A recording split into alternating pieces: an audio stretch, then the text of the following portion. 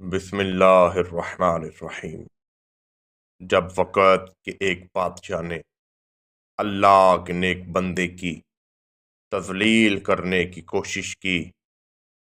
تو اس کے ساتھ ایسا کیا ہوا کہ وہ 3 دن تک بے ہوش رہا۔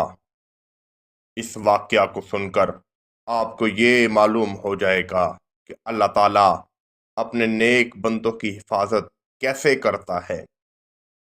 میری آپ سب سے گزارش ہے کہ اس واقعہ کو قلب سینہ کھول کر سنیے گا، آپ کا سینہ منور ہو جائے گا۔ خلیفہ منصور نے اپنے بیٹوں کو حکم دیا کہ امام جعفر صادق کو میرے روبرو پیش کیا جائے تاکہ میں ان کو قتل کر سکوں۔ وزیر نے بادشاہ سے عرض کی کہ جو بندہ دنیا کو چھوڑ کر اپنے رب کی عبادت میں مصروف ہو گیا ہو اس کے ساتھ ایسا کرنا غلط ہوگا، مگر بادشاہ نے غضبناک الفاظ بولے اور وزیر مجبور ہو گیا۔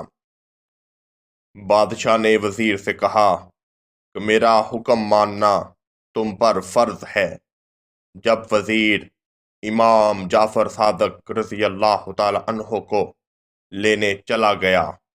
تو بادشاہ نے اپنے تمام ساتھیوں سے کہا کہ جیسے ہی امام جعفر صادق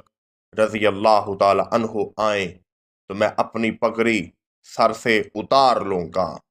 تو تم ان کو قتل کر دینا۔ جیسے ہی آپ رحمت اللہ تعالی علیہ تشریف لائے تو وہ آپ کی عظمت اور جلال دیکھ کر آپ کے استقبال کے لیے کھڑا ہو گیا، اور نہ صرف آپ کو صدر مقام پر بٹھایا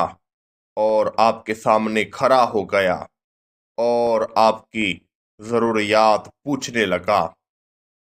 آپ رحمت اللہ تعالی علیہ نے کہا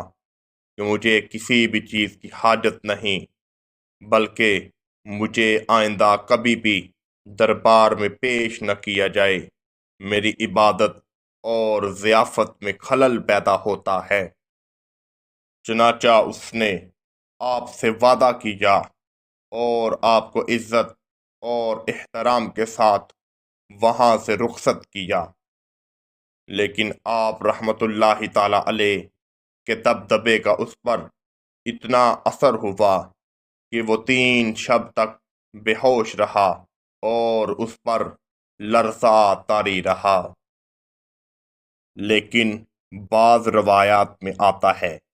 کہ 3 نمازوں کی قضا ہونے کی حد تک اس پر غشی طاری رہی۔ خلیفہ کی یہ حالت دیکھ کر وزیر اور غلام حیران اور پریشان ہو گئے کہ آپ رحمت اللہ تعالی علیہ نے اس کو ایسا کیا کہہ دیا کہ اس پر غشی طاری ہو گئی اور یہ 3 دن تک بے ہوش پڑا رہا۔ جب وزیر نے خلیفہ سے یہ حال پوچھا کہ یہ تمہاری حالت کیسے ہوئی تو خلیفہ منصور نے واقعہ بیان کرنا شروع کیا کہ جب امام جعفر صادق رحمت اللہ تعالی علیہ تشریف لائے تو ایک بہت بڑا اژدہا یعنی سانپ آپ کے ساتھ چل رہا تھا اور مجھے وہ آواز لگا رہا تھا کہ اگر تم نے کسی قسم کی گستاخی کی تو میں تمہارے سارے کے سارے چبوترے یعنی محل کو کھا جاؤں گا۔ وہ اپنی زبان سے مجھے کہہ رہا تھا کہ اگر تو نے ذرا سی بھی گستاخی کی تو میں تجھ کو اور تیرے چبوترے کو زندہ نگل جاؤں گا۔ چنانچہ اس کی دہشت مجھ پر طاری ہو گئی اور میں نے آپ سے معافی طلب کی۔ اس کے بعد امام جعفر صادق رحمت اللہ تعالی علیہ وہاں سے چلے گئے اور جا کر دور جنگلوں میں اپنے رب کی عبادت اور ضیافت میں مصروف ہو گئے۔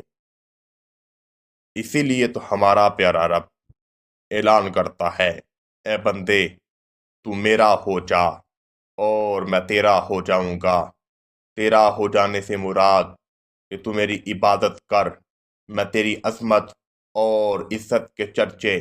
اتنے بڑھا دوں گا کہ دنیا چھوڑ کر